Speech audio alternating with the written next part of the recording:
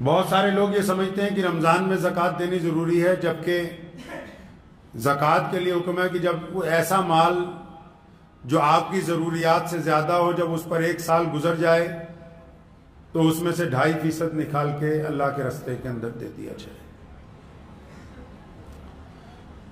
ज़कात के मुतालिक अगर हम गौर करें तो अल्लाह तबारक व तआला ने कुरान पाक में ज़कात के जो मायने, ज़कात का जो मफहूम, ज़कात की जो वजूहात बयान की हैं, और नबी अलैहिस्सलाम ने जो हमारी तरबियत फरमाई ज़कात के मामले में, तो हम तो उस ज़कात को बहुत पीछे छोड़ आए हैं। इत्मीनान के साथ ज़कात के मौजू के ऊपर कुरान पाक के अहकामात को, अहादीस को अगर देखते हैं तो हमारी ज़कात तो उस ज़कात के साथ मेल ही नहीं खाती जो प्यारे पैगंबर मोहम्मद रसूलुल्लाह सल्लल्लाहु तआला अलैहि वसल्लम ने देने के लिए हुक्म फरमाया। पहली बात तो यह समझ लेनी चाहिए ज़कात है क्या, ये होता क्या है। दीगर मज़ाहिब में भी इसका जिक्र आता है। इस्लाम ने अपने बुनियादी अरकान में से, यानी जो बुनियादी चीजें हैं, तौहीद के बाद नमाज, रोजा, हज, ज़कात, और बाज मौरखीन ने और बाज आइम्मा ने लिखा है कि तौहीद नमाज के बाद पहले ज़कात है, फिर रोजा और हज है। ये इतनी बड़ी बात जो है कि प्यारे पैगंबर सल्लल्लाहु अलैहि वसल्लम ने जिसके मुताल्लिक अहकामात दिए गए हों कुरान पाक में, जिसका जिक्र नमाज के साथ आया हो।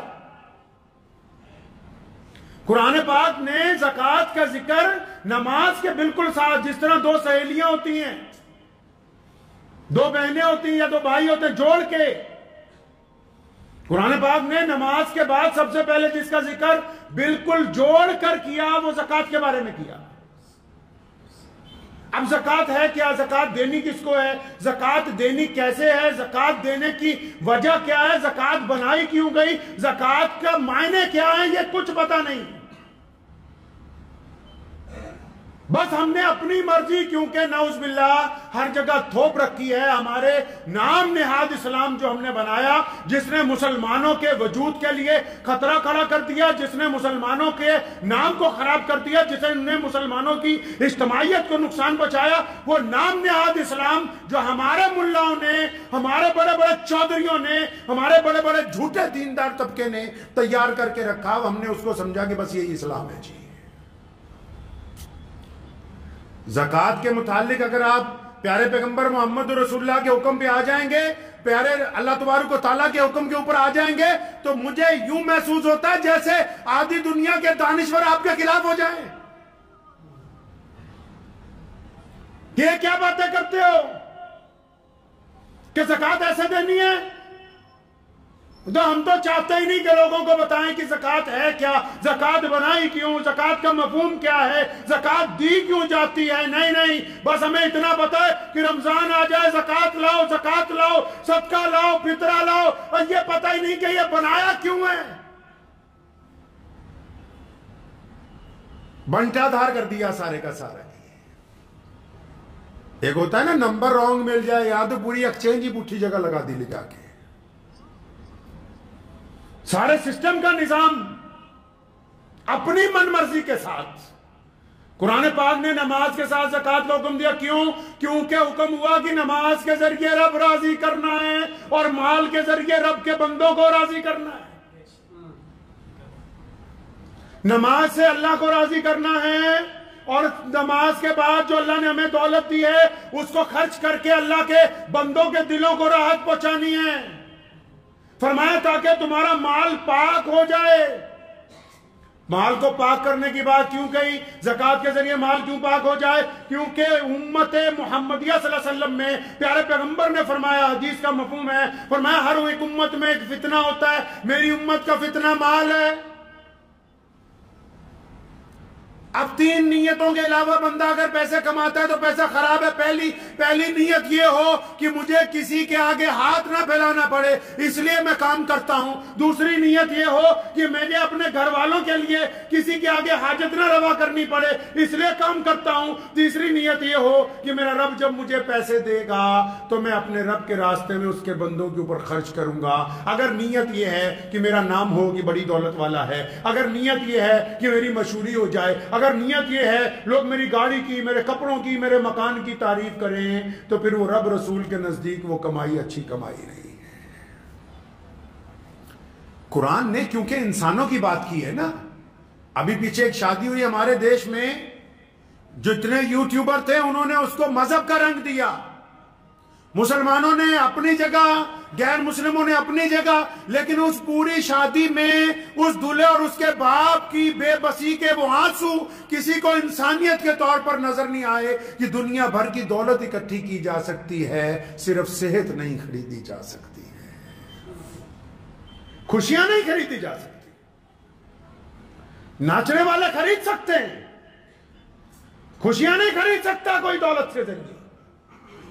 अपने जिस्म की नशो नुमा को कोई तब्दील नहीं कर सकता। कुरान पाक ने कितना बेहतरीन मफहूम बयान किया। हुक्म हुआ कि नमाज के साथ ज़कात दो। ज़कात किस लिए देनी है मेरे मौला? अल्लाह ताला ने अपने बंदों को समझाया कि तुम अपने माल में से, ये तो मोहम्मद रसूलुल्लाह की उम्मत को कह दिया 2.5%। पहले तो अल्लाह को, जब रसूलुल्लाह से पूछा ना लोगों ने, या रसूलुल्लाह अल्लाह के रास्ते में कितना खर्च करें, गरीबों को कितना दें? फरमाया जितना तुम्हारे पास है ना, जो अपनी जरूरत के लिए रख लो, बाकी का सारा के सारा अल्लाह के रास्ते के अंदर दे दो। सैयदना उस्मान गनी रज़ियल्लाहु ताला अन्हु के बारे में लिखा है कि सैयदना अबू बकर सिद्दीक रज़ियल्लाहु ताला अन्हु खलीफा थे जब मुसलमानों के, तो यमन से एक आदमी कर्ज के अंदर परेशान था, वो यमन से चला, सैयदना उस्मान रज़ियल्लाहु ताला अन्हु हज़रत अबू बकर के पास आया कि जी मुझे 2000 दिनार चाहिए, मेरे पे बड़ा कर्जा है। अबू बकर सिद्दीक ने उसे चाय वाय पिलाई, दूध पिलाया, खजूरें खिलाई और फरमाया भाई मेरे पास तो आजकल पैसे नहीं हैं, मैं तुझे एक बंदा के नाम लिख के देता हूँ, पर्ची लिख के देता हूँ, उनके घर चले जाओ, वो तुम्हें सब कुछ दे देंगे। अब वो क्या हुआ कि वो बंदा हजरत अबू बकर सिद्दीक से उस्मान रज़ियल्लाहु अन्हु का पता लेके उस्मान रज़ियल्लाहु अन्हु उनके कोठी पे पहुंच गया। जब दरवाजा खटखटाया तो अंदर से हजरत उस्मान रज़ियल्लाहु अन्हु अपने बेटे को डांट रहे हैं, बेटे को डांट रहे हैं। सैयदना उस्मान रज़ियल्लाहु ताला अन्हु, कौन सैयदना उस्मान रज़ियल्लाहु ताला अन्हु? जिनके आज भी मदीना मुनव्वरा में सबसे ज्यादा कारोबार हैं, जिनके बैंक अकाउंट आज भी सबसे ज्यादा है, जिनकी मालियत आज भी सबसे ज्यादा कमाई होती है, जिनके माल से आज भी पूरी दुनिया में सबसे ज्यादा गरीब मुल्कों के अंदर लोगों को खाना खिलाया जाता है, वो उस्मान रज़ियल्लाहु ताला। और जब दरवाजा खटखटाया ना तो उस्मान रज़ियल्लाहु ताला अंदर अपने बेटे को क्या डांट रहे हैं, अपने साहबजादे को। फरमाया तू इतना फजूल खर्च हो गया है कि तू दूध के अंदर शहद का चम्मच मिला के पीता है। दूध तो अल्लाह ने मीठा ही बनाया है और शहद भी मीठा, तू इतने पैसों की बर्बादी मचा रखी है, या तो दूध पी लेता या शहद का चम्मच खा लेता, इतनी बर्बादी। अब ये जो बंदा आया था 2000 दिनार मांगने, अब इसने जब बात सुनी तो ये तो परेशान हो गया, कहता मुझे खलीफा ने किसके घर भेज दिया, ये तो इतने कंजूस हैं, दूध और शहद पे अपने बेटे को डांट रहे हैं। बड़े लोग बड़े होते हैं, बड़ों की बातें बड़ी होती हैं। बड़ा वो नहीं होता जो अकड़ के चलता है, बड़ा वो होता है जो झुक के मिलता है। पहली बात सैयदना उस्मान रज़ी ने दरवाजा खोला, पहली बात, जो बड़े होते हैं उनकी बातें ही निराली, पहली बात कहा मेरे भाई मुझे अल्लाह के वास्ते माफ कर देना, मैंने तुम्हारी आवाज तो सुन ली थी लेकिन बच्चों को कुछ समझा रहा था इसलिए तुम्हें इंतजार करना पड़ा, इस बात के लिए माफी चाहता हूं। और उसको फिर अपने ड्राइंग रूम में बिठाया, जिसको बैठक कहते हो आप, बैठक में बिठाया तो नौकर को बुलाया, फरमाया मेहमान आया है, दूध लाओ शहद डाल के, खजूरों का हलवा मंगवाया उसके लिए, और घर में जो कुछ मेहमानों के आगे एक रईस आदमी पेश कर सकता है वो सारी चीजें पेश की। वो बड़ा हैरान हुआ, कहते यार अभी तो दरवाजे पे अपने बेटे को डांट रहे थे कि तूने फजूल खर्ची मचा रखी है, अब मेरे आगे तो इतनी चीजें रख दी। अभी वो नाश्ता वाश्ता कर ही रहा था तो इतनी देर में हजरत उस्मान रज़ियल्लाहु अन्हु को कुछ कहना चाहा, फरमाया कोई बात नहीं, अपने गुलाम को बुलाया, फरमाया वो जो मेहमान के लिए हमने ऊंट तैयार करवाया वो लाओ। अब वो गुलाम वो ऊंट लेके आया उस मेहमान के साथ। जब वो अपने सहन में पहुंचे, फरमाया इस ऊंट में वो जो थैले लटक रहे हैं, एक थैले में 5000 दिनार डाल दिए तुम्हारी जरूरत के लिए, तुम्हारे और तुम्हारे घर वालों के लिए दूसरे थैले में कपड़े नए डाल दिए ताकि तुम अच्छा लिबास पहन सको, और उसके आगे वाले में सफर के लिए तमाम खुश्क चीजें, मेवाजात, खुश्क गोश्त वो डलवा दिया ताकि रास्ते में तुम्हें भूख लगे तो खाते पीते जाना। तो बड़ा हैरान हुआ कि भाई ये तो अपने बच्चों को दूध शहद पर डांट रहे थे और मेरे लिए तो 2000 दिनार चाहिए थे, 5 दे दिए। तो वो था तो देहाती ना बद्दू, जब सब कुछ मिल गया ना, कहने लगा हजरत ये जो ऊंट है ये कब वापस करने आऊं? हजरत उस्मान रज़ियल्लाहु अन्हु ने फरमाया बच्चे ये वापस करने के लिए तो दिया नहीं, ये भी साथ ही में है, ये भी हदिया है। सैयदना उस्मान रज़ियल्लाहु अन्हु के बारे में एक जगह लिखा है कि एक मर्तबा उनसे कोई बंदा शहद मांगने के लिए आया, उनका गुलाम जरा तेज तर्रार था, तो उसने उनको कहा हज़रत ये शहद चाहता है थोड़ा सा, फरमाया इसको 1 डोल दे दो। तो गुलाम बहुत तेज था, तो उसने कहा अच्छा हज़रत अगर इसको 1 डोल दे देंगे तो, क्योंकि 2 डोल बांधे होते हैं ऊंट के दोनों तरफ, फरमाया अगर एक पूरा इसको दे देंगे तो दूसरा गिर जाएगा, फरमाया ऐसा अच्छा इसको ऐसा करो दोनों दे दो। वो कहने लगा हज़रत दोनों ये उठाएगा कैसे? फरमाया जिस ऊंट पर लाद रखे वो भी दे दो। अब जब हजरत ने ये कहा ना तो भागा ही गया। तो वो बंदा समझ रहा था कि बार बार मेरे से अड़ रहा है। उसने उस गुलाम को पूछा, कहने लगा उसके बाद तो तूने कोई सवाल नहीं किया कि ऊंट जो है इससे भाग जाएगा, ये ले जा नहीं सकेगा? कहता मैं इनको जानता हूं, इनके घर में नौकरी करता हूं, अगर मैं ये कह देता कि हजरत ये ऊंट नहीं चला पाएगा तो हजरत उस्मान मुझे कहते तू भी इसी के साथ चला जाए, तुझे भी हदिया कर दिया।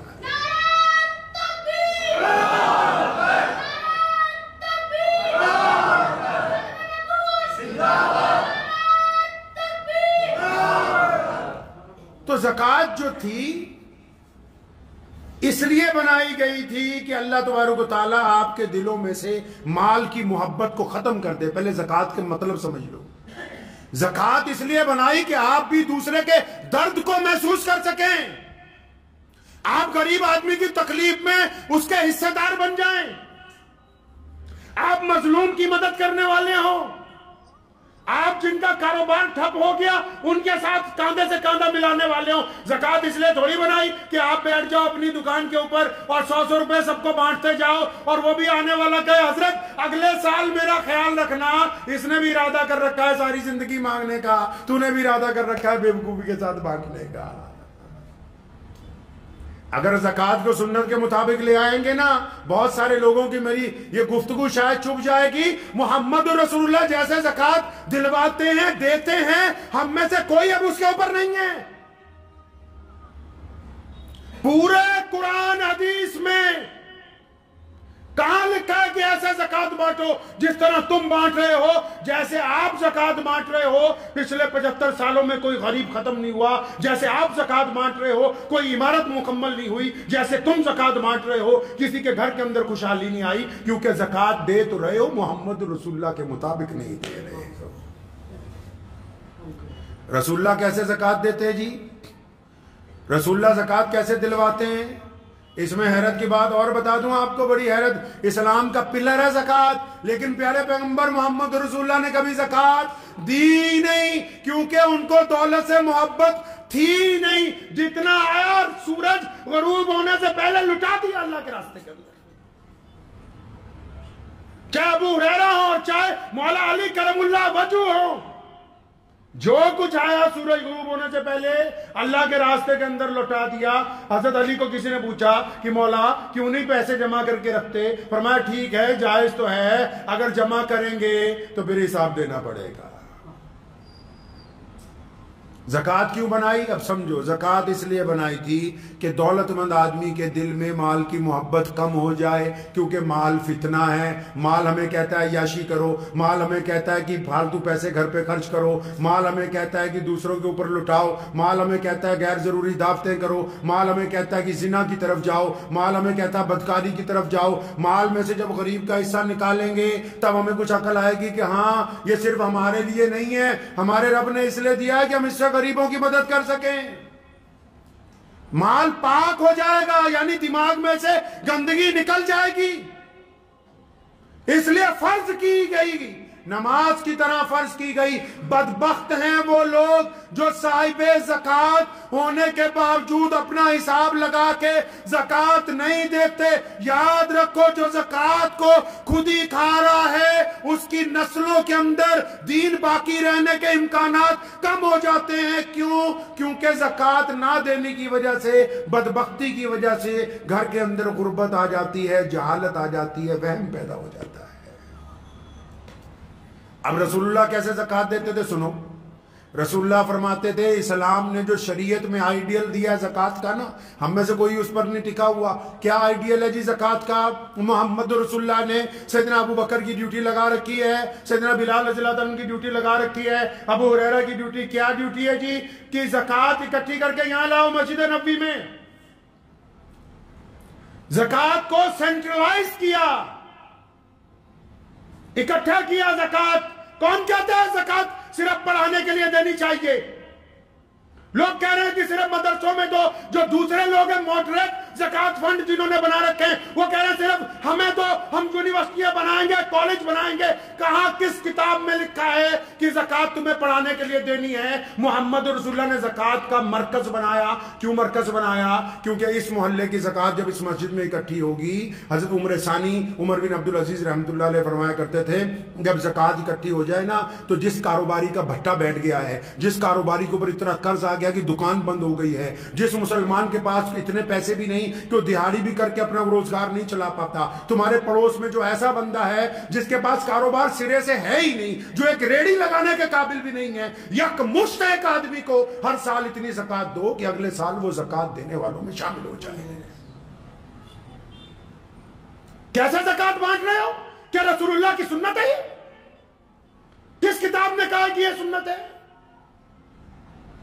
ज़कात इसलिए बनाई गई थी कि लोगों को गुर्बत से उठाना, और दी है सैयदना अबू बकर से लेके खुलफाए राशिदीन ने, उमर बिन अब्दुल अजीज रहमतुल्लाह अलैह तक इतना ज़कात का सेंट्रलाइज मुसलमानों ने किया, इतनी मरकजियत ज़कात की बनाई कि आखिर एक वक्त आ गया, खलीफा के बाद ज़कात बच गई कई करोड़ रुपए, उठा के शाम भेजी। शाम के गवर्नर ने चिट्ठी लिख के वापस भेजी कि हज़रत हमारे यहाँ तो कोई ज़कात लेने वाला नहीं। फिर ज़कात इकट्ठी करके यमन भेजी, यमन के गवर्नर ने चिट्ठी लिख के भेजी, हमारे यहाँ तो कोई ज़कात लेने वाला नहीं। फिर ज़कात इकट्ठी करके अफ्रीका भेजी, उसने कहा कि हमारे यहाँ तो कोई। क्यों? क्योंकि ज़कात को हर साल उन्होंने मरकजियत बना के अपने इलाके में से गुर्बत को दूर की। माफ करना, आज के लोग गुर्बत को कायम रखना चाहते हैं, ये ज़कात को तमाशबीनी की तरह देना चाहते हैं, ये गुर्बत नहीं दूर करना चाहते, ये अपना नामो निहाद चाहते हैं।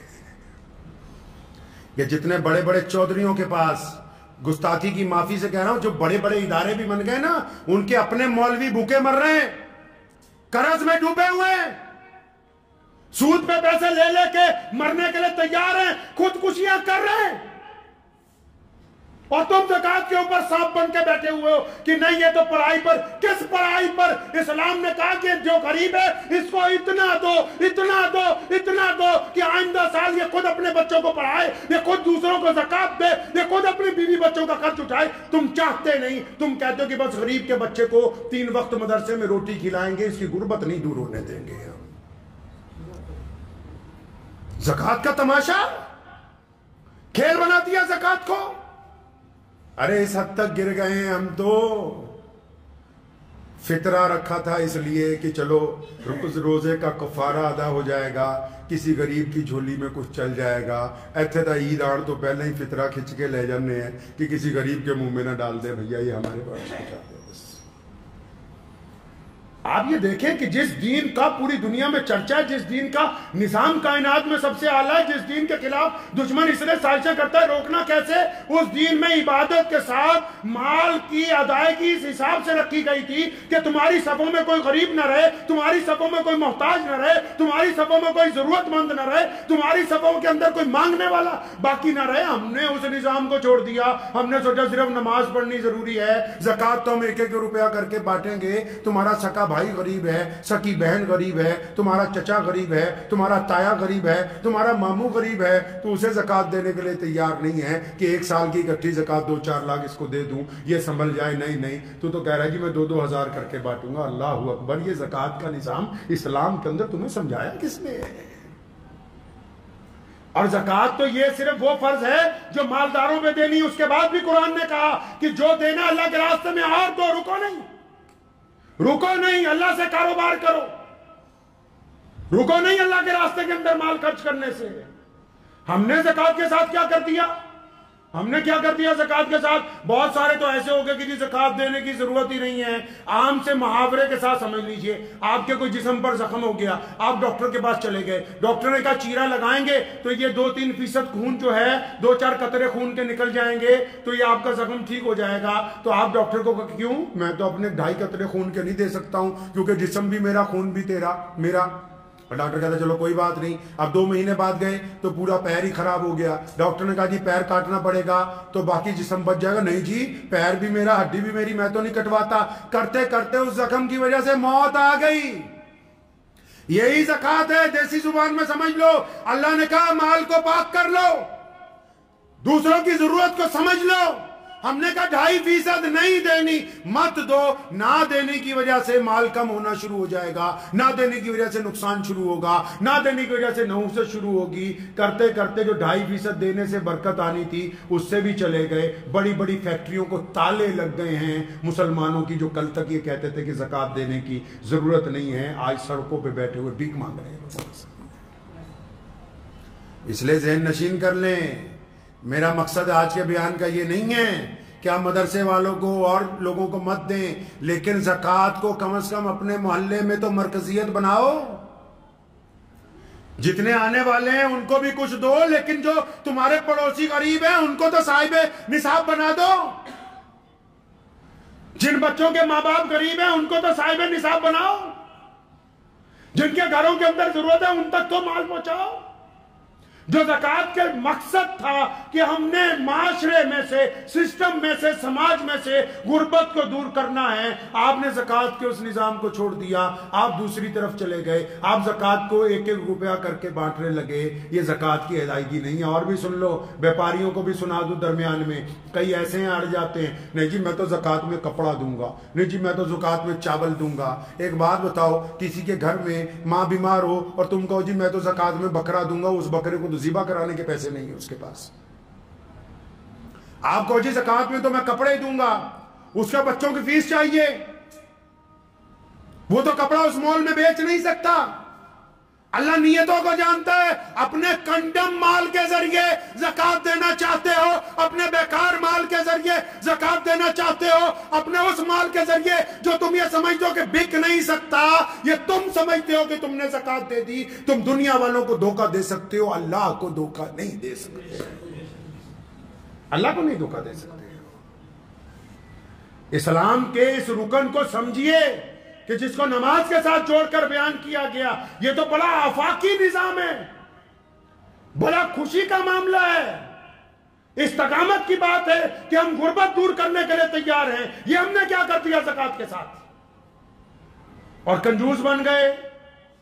बुल्ले शाह ने क्या ना कि माला वाले सखी नहीं हुंदे, माला वाले सखी नहीं हुंदे, सखियां कोल माल नहीं हुंदे। माला वाले सखी नहीं हुंदे, सखियां कोल माल नहीं हुंदे। इत्थे उथे दोनों जहां सखी कदी कंगाल नहीं हुंदे। कई तो कंजूस बन के बैठ गए ना। कंजूस के लिए भी अल्लाह रब रसूल ने लानत भेजी है।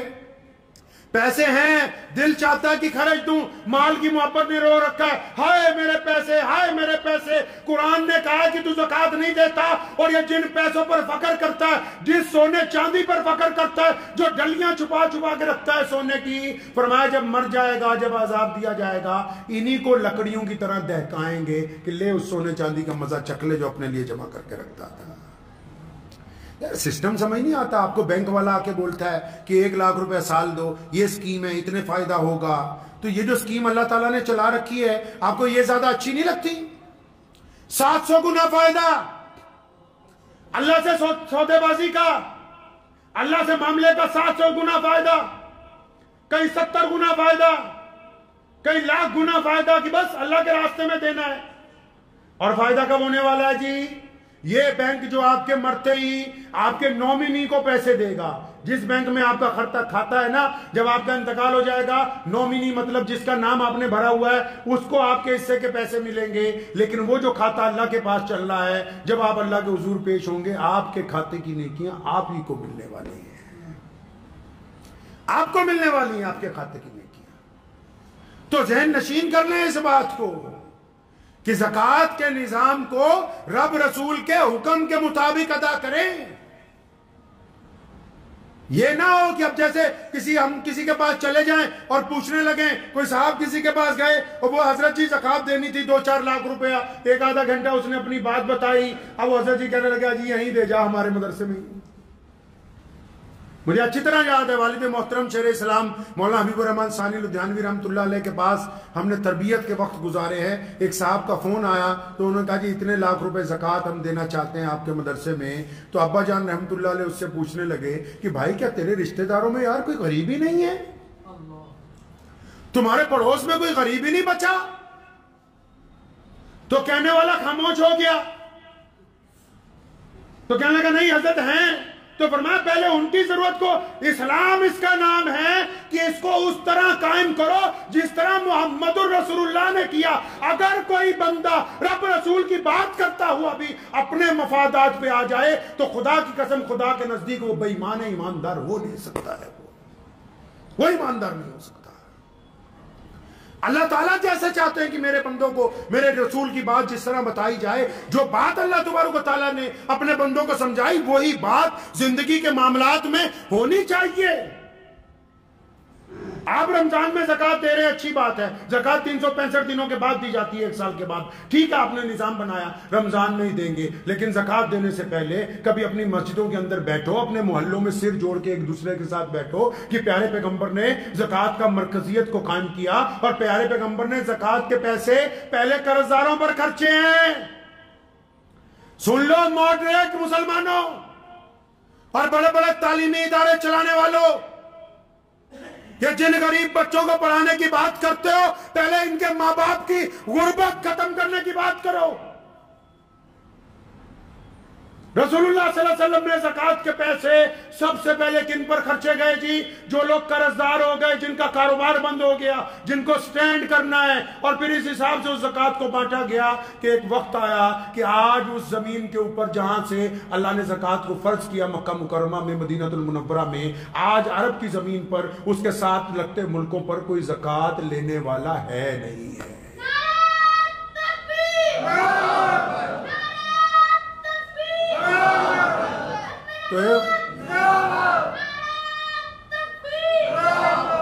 तो इस बात को अच्छी तरह ज़हन नशीन कर लीजिए कि ठीक है कि पैसे बांट रहे हैं। मिसाल के तौर पे आपके मोहल्ले में 50 लाख ज़कात इकट्ठी होती है, 10 लाख रुपया सफ़ीरों के लिए रख लीजिए कि जो भी जहां से आएगा हम उसको खाली नहीं जाने देंगे। और लेकिन 40 लाख रुपया तो उन्हें 1-2 गरीब लोगों को दो, जिनका कारोबार नहीं है, जिनकी दुकान बंद पड़ी हुई है, जिनके घर के अंदर बीमारियां हैं, जिनके पढ़े लिखे बच्चे मौजूद हैं, नौकरियां उनके पास नहीं है, उनके ऊपर पैसा लगाओ, उनको काम करके दो। मॉनिटरी कमेटी बनाओ जो ध्यान रखे कि ये पैसे का सही इस्तेमाल कर रहे हैं, ताकि अगले साल वो भी तुम्हें 10,000 ज़कात देने वाले बन जाए। अपने निजाम को दुरुस्त करें। अगर वाहवाही लूटने के लिए पैसे खर्चने, तो इन पैसों का कोई फायदा नहीं है। बहुत बड़े बड़े हमारे चौधरियों को तकलीफ हो गई है ये कि जी हमारी वाहवाही हो जाए, हमने ये कर दिया। अरे मरने के बाद इस औलाद ने दुआ भी ढंग से नहीं करनी। हम जैसे मौलवियों के पास आ जाएंगे, हजरत जी दुआ कर दो, इसलिए पैसे वहां खर्चो जिनका फायदा तुम्हें मरने के बाद भी होने वाला है।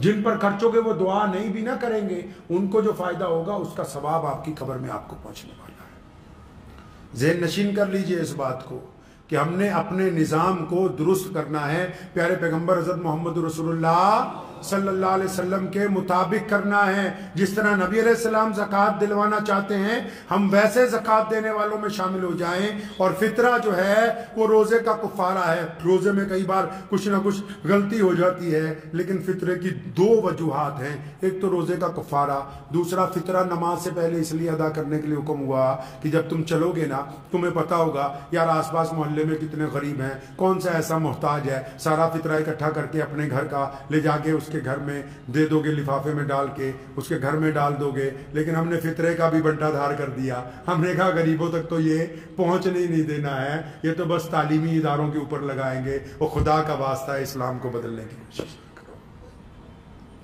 निजाम को जो लोग इस्लाम से टकराए वो कामयाब नहीं हुए। सुन लो काम से, जो लोग मोहम्मद रसूलुल्लाह सल्लल्लाहु अलैहि वसल्लम के निजाम को बदलना चाहते हैं वो दुनिया में कामयाब नहीं हो सकते। ये मुसलमानों की बात कर रहा हूं, जो ये चाहते हैं कि हम बड़े मौलवी हैं, हम बड़े इदारे वाले हैं, हम बड़े चौधरी हैं, हम बड़ी मस्जिद के प्रधान हैं, हम बताएंगे इस्लाम। इस्लाम तुम्हारे बाप की जागीर नहीं है। इस्लाम के बारे में अगर कोई बता सकता है तो सिर्फ मोहम्मद रसूलुल्लाह सल्लल्लाहु अलैहि वसल्लम। जिस तरह उन्होंने कहा है उस तरह चलना होगा।